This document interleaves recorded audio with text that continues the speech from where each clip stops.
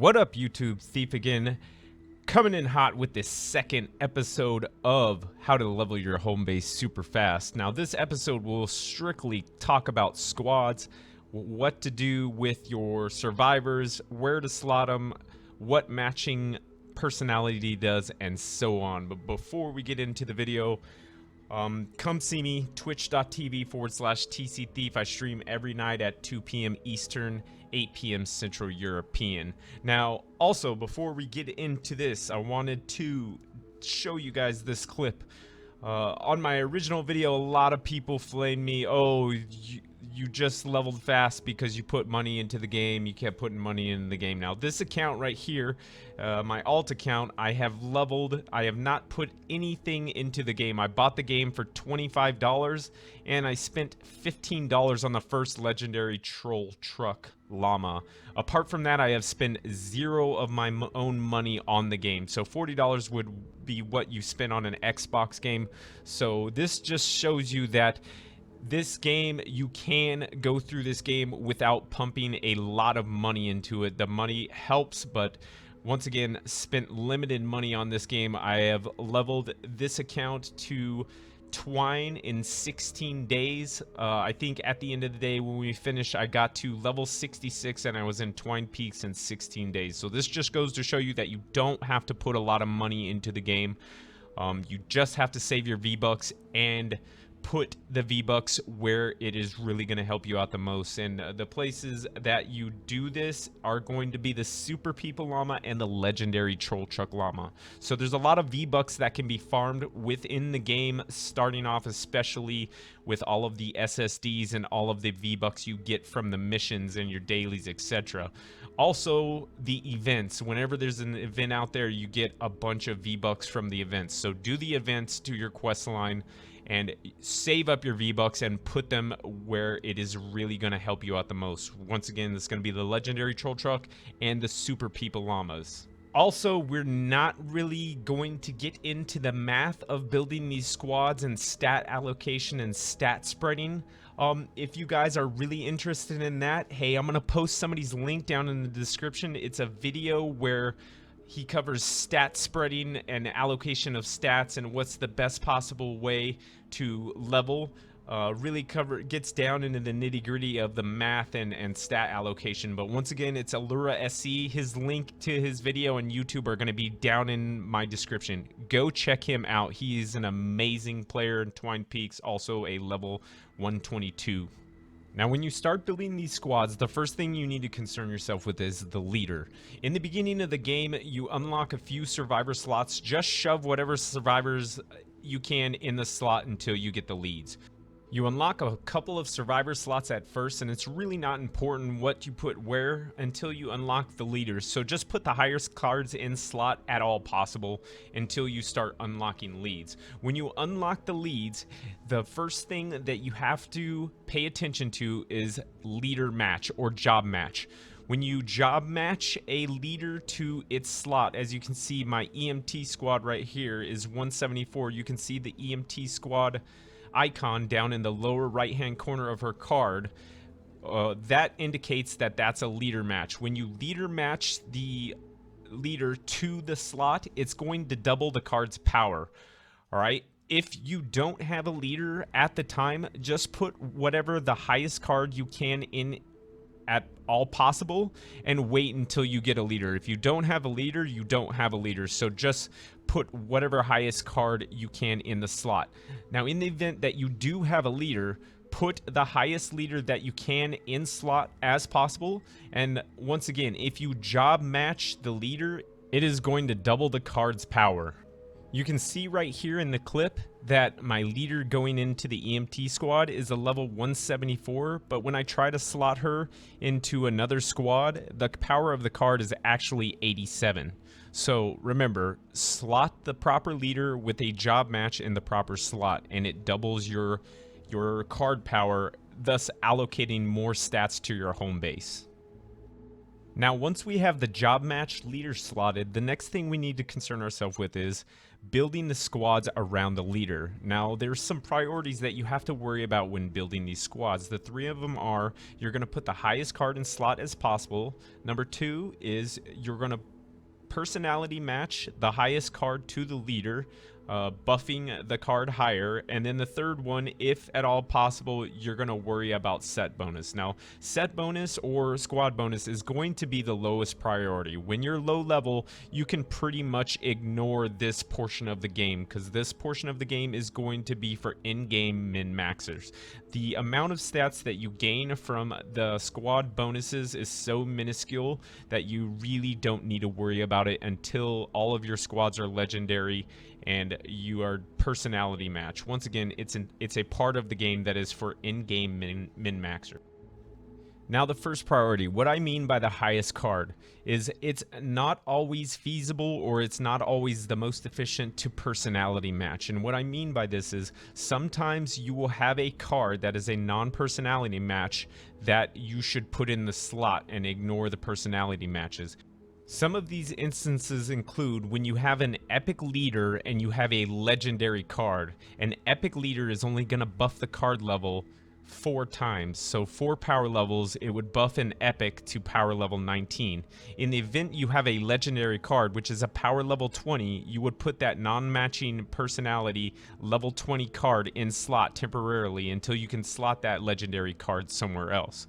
So once again, this is an example of one of the instances where you would slot a non-matching personality card in slot and ignore personality. One of the things to remember, if you have a mythic leader is going to buff you up 8 card levels if you match personality. But in the instance that you ignore personality with a mythic leader, there is a 2 card penalty. So it's 10 card level difference for not matching personality.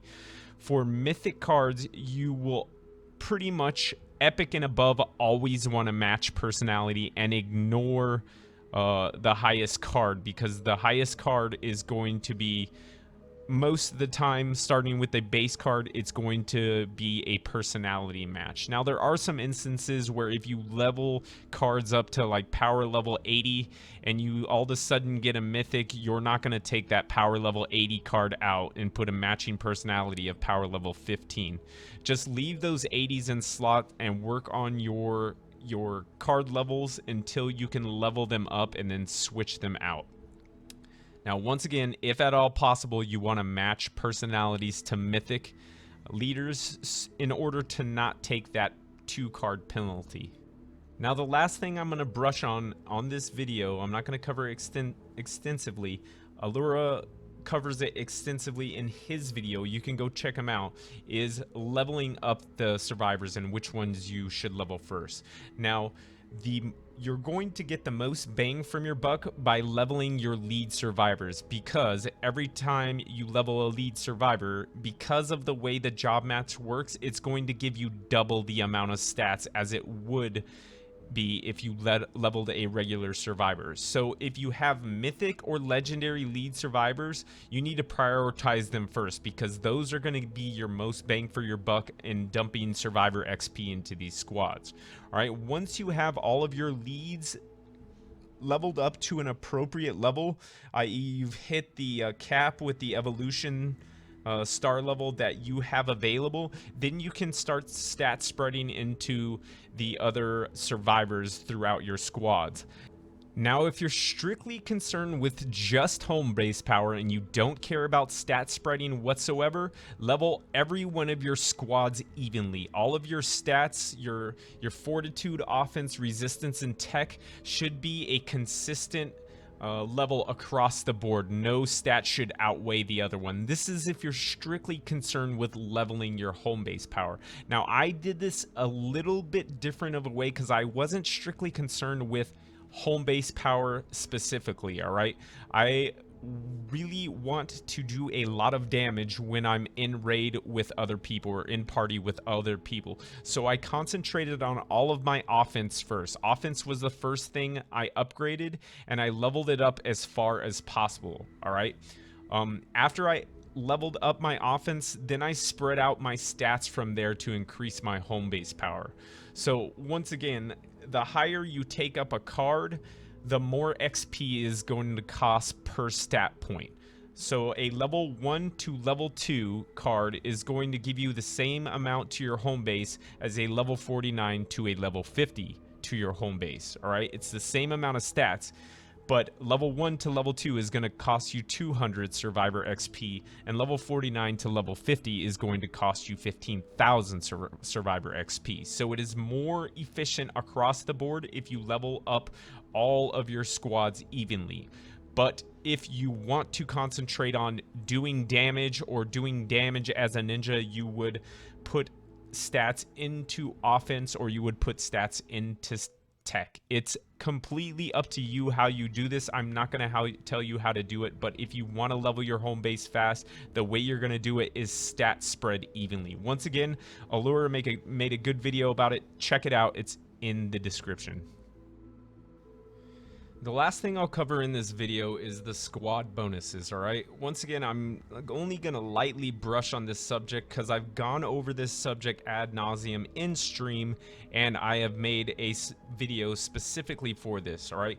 Once again, while you're leveling, just your best bet is to completely ignore these squad bonuses. If you can get a trap durability bonus, get it.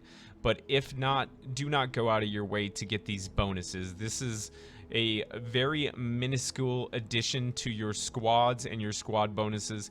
Anybody who tells you to spec into these bonuses over personality matches and card level, they obviously have no idea what they're talking about, so you should completely steer away from that person in reference to leveling. Once again, I've done all the math. You can go check out my video in regards to squad bonuses. All right, if you're concerned in leveling fast and getting to twine and, you know, doing in-game stuff, completely ignore this. All right, once again, the only time you want to really concern yourself with obtaining these squad bonuses is if you have mythic leads in every slot, and then you have legendary survivors in every slot. Then you can start worrying about min-maxing. This is a min-maxing thing that at the lower levels you really need not concern yourself with. All right, but you can see right here, this is my SSD getting me to twine. We did it naked. Didn't build any of the SSDs anywhere on my way to twine. We just went in, activated the storm shield, placed the amplifier, and went, man. A lot of fun. I conserved a lot of resources by not building any of the SSDs. If you're into this, but you know, go build your SSDs, but I'm not really into the SSDs and building the SSDs. I just wanted to get in, get out, get it done, get it finished, and, you know, get to twine. But hey, like I said, man, thank you for watching. Go check out Allura, man. Allura, his channel, he doesn't have a lot of subs, and I want to push a lot of people over to his channel, and I want to get him making YouTube videos because he is an awesome addition to the PvE community, man. He's a very knowledgeable guy. Every time I watch him, I learn shit. Him and David Dean, those are the guys that I go to watch, and I watch to learn from those guys because they are very, very good players, and we need to elevate players like that in the community because they are a wealth of knowledge. But once again, TC Thief signing off. Hey man, don't forget to like, comment, subscribe, send me your hate mail, whatever, and more importantly, don't forget to smash that sub button, fam.